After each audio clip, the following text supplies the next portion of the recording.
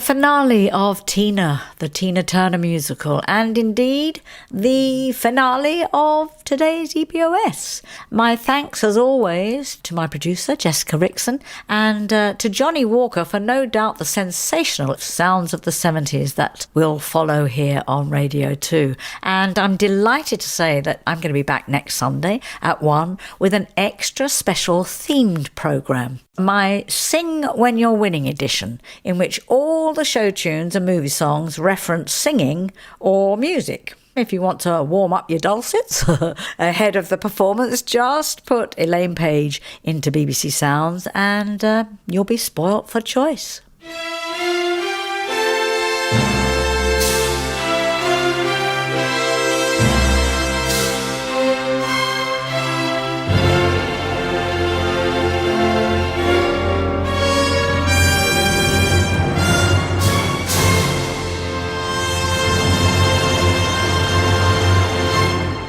I'm Elaine Page and this is Radio 2 on the BBC Sounds app, on your smart speaker and on 88 to 91 FM.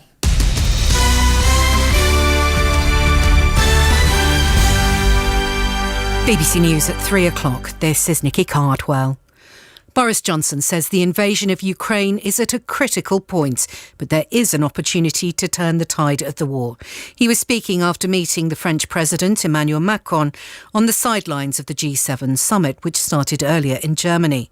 Mr Johnson acknowledged that there was pressure and anxiety caused by the fallout from the war, but stressed that unity was vital. NATO has been solid, the G7 has been solid, and we continue to be solid. But in order to protect that unity, in order to make it work, you've got to have really, really honest discussions about the implications of what's going on, the pressures that individual friends and partners are feeling, and populations are feeling, whether it's on the costs of their energy or food or whatever.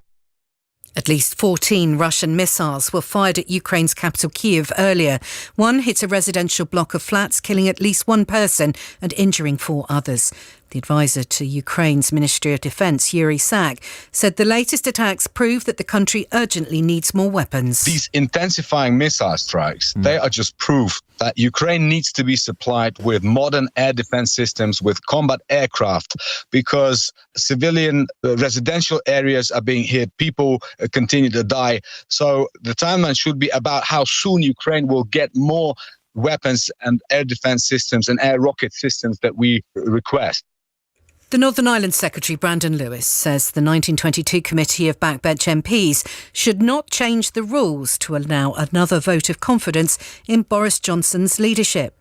Mr Lewis said there'd already been a vote, a decision had been made, and the party should be focusing on delivering policies.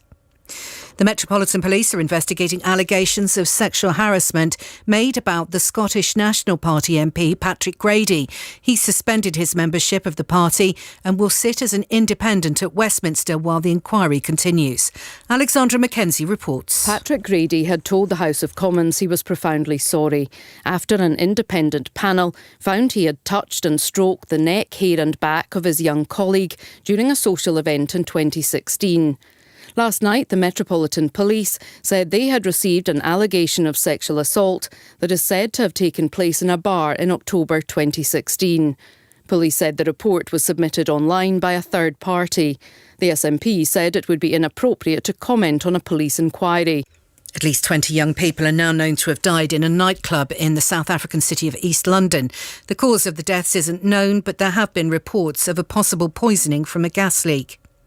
And the BBC's clarified why its television coverage of Sir Paul McCartney's headline set at Glastonbury last night was not live. The corporation said the broadcast had started an hour later because of what it called the complexity of the event. BBC News, it's 3 minutes past 3. BBC Radio 2. Time now for the traffic and travel news. Here's Orna. Nikki, thank you. It's not been too bad at all. It has got a little bit busier on the motorways. The usual places, really, the usual pinch points. And we've had quite a few events on as well, although the traffic is coping with them. Perthing Ross, the M90 on the northbound side at junction 10 at Craigend, there was an accident there. It was being held back for a while. It looks as though it's only partly blocked now. And back on the move as well there for you. The Merseyside M57, so it's closed northbound at junction 2 at Prescott. The queues have been backing up to junction 1, so that's all the way back to Tarbuck Island now. It's weekend work that's taking place. And then west of the M67, the A57 Manchester Road is closed in both directions. That's between Reddish Lane and Kingsdale Road. The queues are stretching back now to the M60, so all the way back to Denton Island, which is junction 24 of the M60, and it's causing queues on Reddish Lane, Anson Road and Windsor Road. Those are surrounding routes and traffic's diverting. West Yorkshire queues on the M62 again today, and westbound queues are the worst from Tingley at junction 28 all the way through there to 27 at Gilderson. The M6 all clear now around junction 20 at Lymm. The M1 at Northampton, only one lane closed southbound, 17 to 16, that's at Dunchurch. And it's still queuing on the M25, the western stretch. A number of incidents are the cause of that. 14 at Heathrow, both directions are looking busy currently. I'll be back with more in an hour. These days are happy days. Stop me now. I'm having such a good time. I'm having a ball. Hey, make some man, take things over. Mr. Blue Sky, please tell us why.